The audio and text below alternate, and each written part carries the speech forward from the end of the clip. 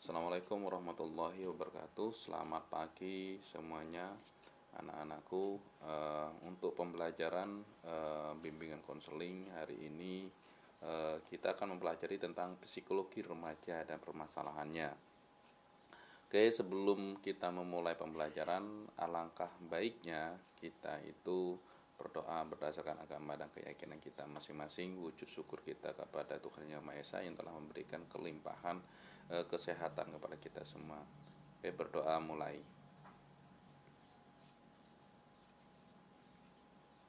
Selesai.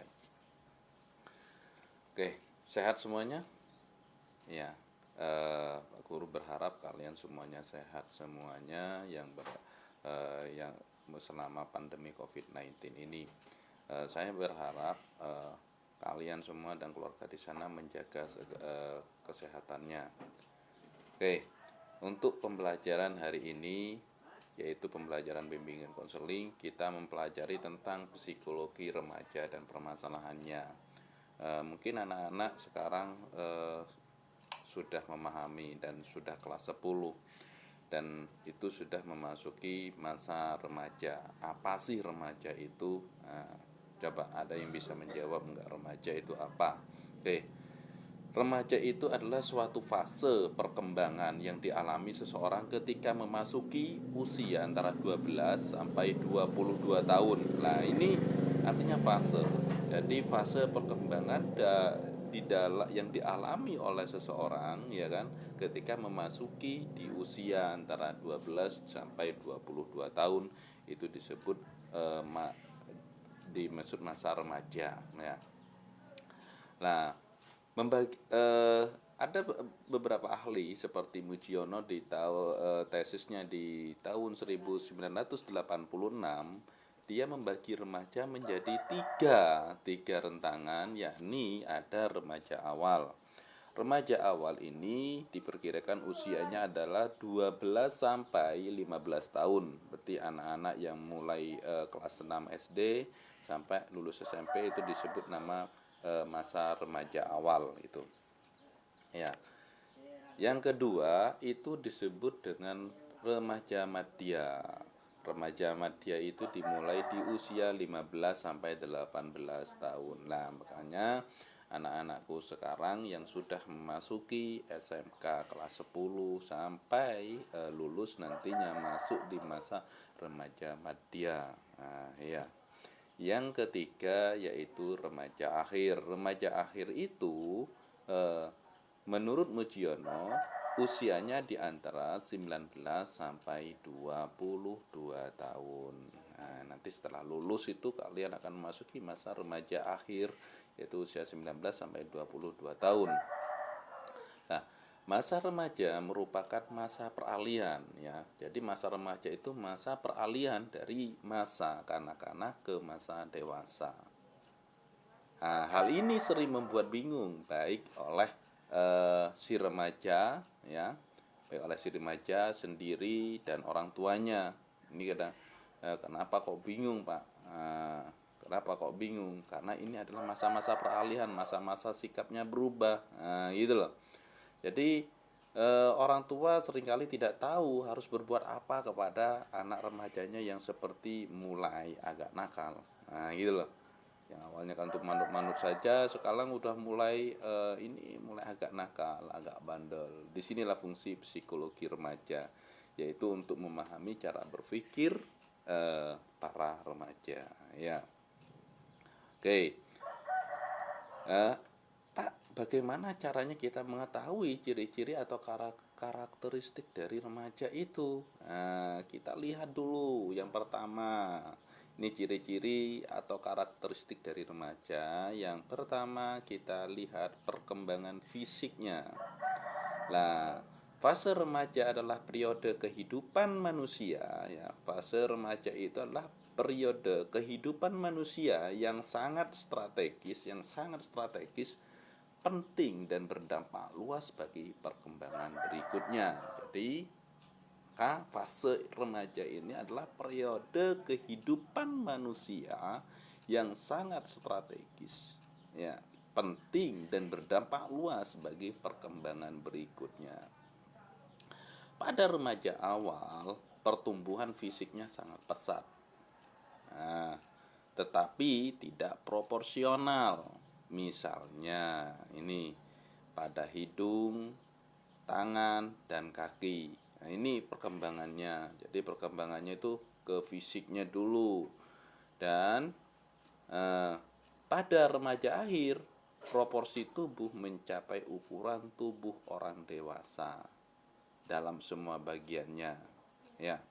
Berkaitan dengan perkembangan fisik ini, maka perkembangan terpenting adalah aspek seksualitas ini yang dipilih menjadi dua bagian. Yang pertama adalah untuk ciri-cirinya adalah seks primer.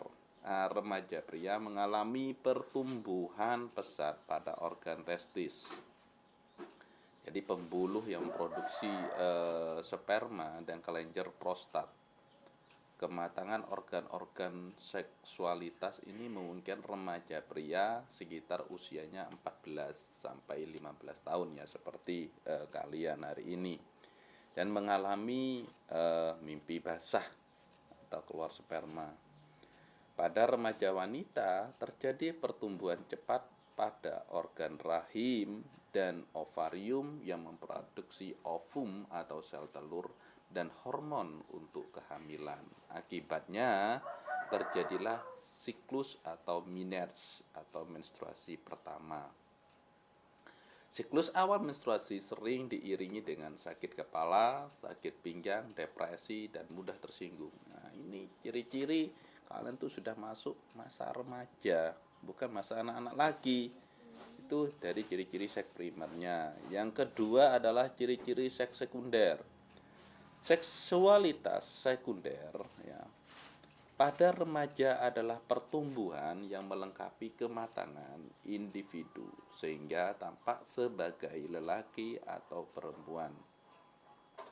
Remaja pria mengalami pertumbuhan bulu-bulu pada kumis, artinya mulai tumbuh kumisnya, jambang, janggut, ya, tangan, kaki, ketiak, dan kelaminnya. Nah, pada pria telah tumbuh jakun dan suara remaja pria berubah menjadi parau dan rendah. Nah, kulit berubah menjadi kasar. Nah, pada remaja wanita juga kan mengalami pertumbuhan bulu-bulu secara lebih terbatas, yakni pada ketiak dan kelamin. Pertumbuhan juga terjadi pada kelenjar yang bakal memproduksi air susu di buah dada serta pertumbuhan pada pinggul sehingga menjadi wanita dewasa secara proporsional. Nah, ini ciri-cirinya. Oke. Nah, dari perlihatan ini kira-kira ada pertanyaan atau tidak untuk anak-anak sekarang dari ciri-ciri karakteristik dari remaja ini. Oke, kalau ada pertanyaan bisa kalian ketik di bawah ini.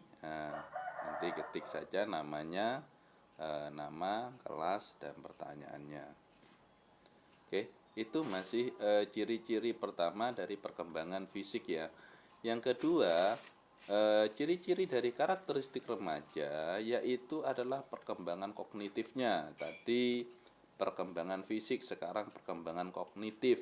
Nah, jadi kalau dari perkembangan kognitif itu diukur adalah dari otaknya, yaitu pertumbuhan otak mencapai kesempurnaan pada usia 12 sampai 20 tahun secara fungsional.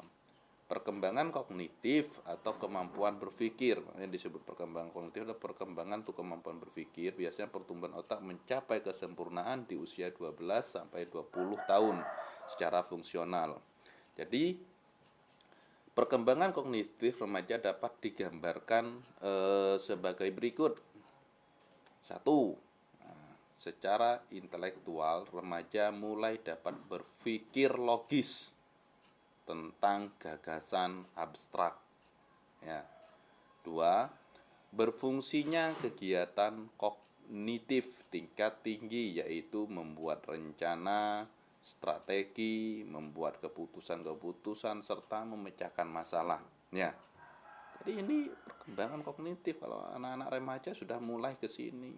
Beda dengan anak-anak yang kecil, anak-anak SD, anak-anak yang masih anak-anak ya. Jadi nggak mungkin memiliki berfungsi kognitif tingkat tinggi, yaitu membuat rencana, strategi, membuat keputusan khusus dalam mencegah masalah. Itu nggak ada. Yang ketiga, sudah mampu menggunakan abstraksi-abstraksi, membedakan yang konkret dengan yang abstrak. Nah, ini. Terus yang keempat, munculnya kemampuan nalar secara ilmiah, belajar menguji hipotesis. Kelima, memikirkan masa depan, perencanaan, dan mengeksplorasi alternatif untuk mencapainya. Keenam, mulai menyadari proses berpikir efisien, belajar berintrospeksi. 7, wawasan berpikirnya semakin meluas, bisa meliputi agama, keadilan, moralitas, dan identitas atau jati diri. Nah, ini perkembangan kognitifnya atau cara berpikirnya atau kemampuan berpikirnya. Jadi kemampuan berpikirnya untuk anak-anak yang usia remaja sudah istilahnya sudah mulai dari 7 tahapan tersebut ya. Oke, kira-kira ada pertanyaan lagi nggak untuk yang perkembangan kognitifnya? Kalau ada yang ingin ditanyakan untuk perkembangan kognitifnya, bisa kalian catat atau ketik di bawahnya. Oke, yang ketiga tadi perkembangan kognitif. Pertama tadi apa? Perkembangan fisik. Yang kedua perkembangan kognitif. Yang ketiga yaitu perkembangan emosi. Nah, ini remaja mengalami puncak emosionalitasnya.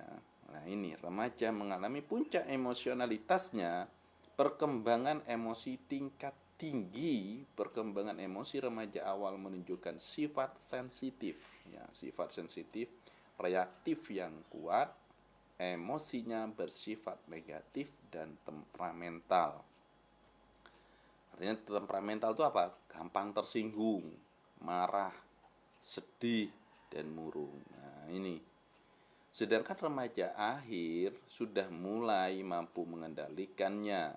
Remaja yang berkembang di lingkungan yang kurang kondusif, kematangan emosionalnya terhambat sehingga sering mengalami akibat negatif berupa tingkah laku salah suai. Tahu salah suai? Salah suai itu contoh ini ya, salah suai.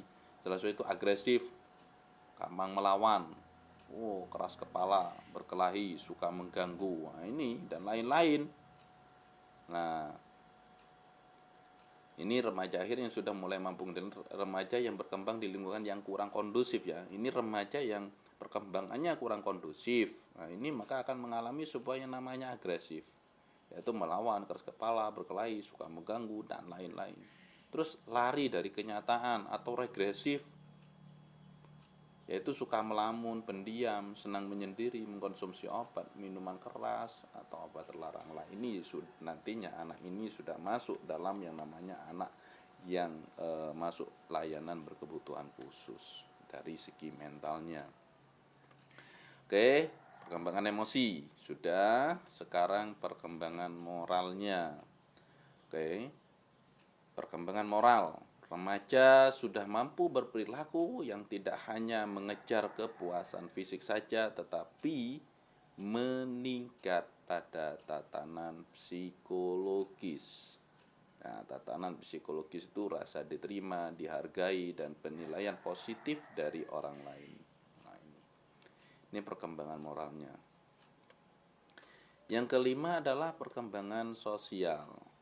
Nah, ini remaja telah mengalami perkembangan kemampuan untuk memahami orang lain atau social cognition dan menjalin persahabatan.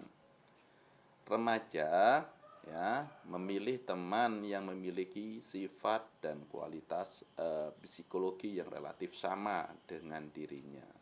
Misalnya hobinya yang sama, minatnya yang sama, sikapnya yang hampir sama, ya, nilai-nilai dan kepribadiannya. Jadi remaja itu cenderungnya seperti ini, saya nggak cocok dengan berkawan dengan si A, saya nggak bercocok dengan si B. Kenapa? Oh, nggak sesuai loh, sifatnya seperti ini seperti ini. Nah ini ya, ini perkembangan sosialnya ya. Jadi perkembangan sosial. Jadi remaja telah mengalami perkembangan kemampuan untuk memahami orang lain atau social cognition dan menjalin persahabatan. Remaja memilih teman yang memiliki sifat dan kualitas psikologis yang relatif sama. Nah, itu. Nah, perkembangan sikap yang cukup rawan pada remaja adalah sifat conformity. Nah, ini yang paling rawan, yaitu kecenderungan untuk menyerah dan mengikuti bagaimana sebayanya berbuat. Nah, ini yang paling bahaya. Misalnya dalam hal pendapat, pikiran, nilai-nilai, gaya hidup, kebiasaan, kegemaran, keinginan, dan lain-lain. Ikuti koncone, mengikuti temannya. Nah ini yang sangat berbahaya. Nanti temannya masuk jurang, kalian ikut masuk jurang. Nah ini perkembangan sosial yang salah. Ya. Makanya saya berharap anak-anak perkembangannya adalah perkembangan sosial yang benar, ya. Kita jadi mengalami social cognition yang benar, ya. Jadi mencari teman yang memang sesuai. Ya, oke. Terus yang keenam yaitu perkembangan kepribadian. Nah, isu sentral pada remaja adalah masa berkembangnya identitas diri atau jati diri yang bakal menjadi dasar bagi masa dewasa. Remaja mulai sibuk dan heboh dengan problem siapa saya, who am I, who am I, who am I, siapa saya. Terkait dengan hal tersebut, remaja juga risau mencari idola-idola dalam hidupnya yang dijadikan tokoh panutan dan kebanggaan. Nah, ini. Jadi makanya banyak anak-anak menjadi tokoh panutan kebanggaannya itu kadang-kala ya artis-artis yang putri-putri itu biasanya lebih banyak ke artis-artis Korea. Nah, itu kadang-kala seperti itu yang jadi panutannya. Nah makanya ini perkembangan kepribadiannya seperti itu. Kenapa? Karena kalian tuh masih mencari jati diri atau amai tadi, ya. Jadi fase remaja tugas perkembangannya adalah yaitu menerima keadaan fisik dengan segala kualitasnya. Nah ini fase remaja, tugas perkembangannya adalah kalian bisa mengetahui. Jadi yaitu harus menerima keadaan fisik dengan segala kualitasnya. Ya kita sudah ditakdirkan seperti ini, ya kita harus menerima. Kenapa? Karena manusia itu adalah makhluk yang sempurna. Ya. Yang kedua yaitu mencapai kemandirian emosional dari orang tua, figur yang mempunyai otoritas. Jadi siapa yang menjadi figur kita? Rata-rata itu adalah orang tua kita. Yang namanya buah kalau jatuh tidak jauh daripada pohonnya. Nah sikap kita itu juga kadang-kala mencerminkan sikap orang tua. Yang ketiga adalah mengembangkan keterampilan berkomunikasi antar pribadi dan belajar bergaul dengan orang lain atau teman. Ini. Yang keempat, menemukan manusia model atau tokoh yang akan dijadikan identitas dirinya. Menemukan manusia model atau tokoh yang akan menjadikan identitas dirinya. 5. Menerima dirinya sendiri. Menerima dirinya sendiri, yakin atas kemampuannya. Jadi kalian tuh harus bisa menerima dirinya sendiri dan yakin atas kemampuannya kalian. Yang keenam, memperkuat kontrol diri dengan landasan nilai-nilai moral, prinsip-prinsip dan falsafah hidup. Jadi memperkuat kontrol diri dengan landasan nilai-nilai moral, terutama moral-moral agama ya, prinsip-prinsip dan falsafah kehidupan. Ketujuh, meninggalkan sifat kekanak-kanakannya. Jadi kalian tuh harus meninggalkan sifat-sifat kekanak-kanakan. Ini fase remaja. Jadi tugas kalian ada 7 ini. Ya. Oke. Sekarang ada pertanyaan enggak? Sebelum kita menindak ke selanjutnya. Oke, saya berharap mungkin pembelajaran untuk bimbingan konseling hari ini cukup di sini saja, dan saya harapkan hal ini kalian bisa memahami tentang siklus remaja tadi. Jadi perkembangan-perkembangannya seperti apa dan tugas-tugas apa yang harus kalian lakukan. Oke, nanti di akhir sesi maka saya akan memberikan tugas kepada kalian, dan tugas itu harap dikerjakan dengan sejujur-jujurnya. Oke, mungkin waktunya sudah cukup untuk hari ini. Kalau tidak ada pertanyaan, oke, maka saya ucapkan terima kasih atas perhatian kalian, dan mohon maaf apabila Pak Sanus selaku memberikan layanan bimbingan konseling ini artinya kalian belum bisa memahami, karena kalau pertemuan artinya perkembangan masalah remaja ini lebih baik, alangkah baiknya itu sebenarnya adalah pertemuan secara luring. Tapi karena posisinya COVID-19 maka kita melalui daring seperti ini. Maka yang saya harapkan kepada kalian mengerti apa yang saya arahkan tadi. Kalau tidak mengerti, ya mohon kalian segera melakukan pertanyaan-pertanyaan, mencatat pertanyaannya. Oke, terima kasih atas waktunya, dan saya sampaikan Assalamualaikum warahmatullahi wabarakatuh. Selamat pagi dan selamat belajar.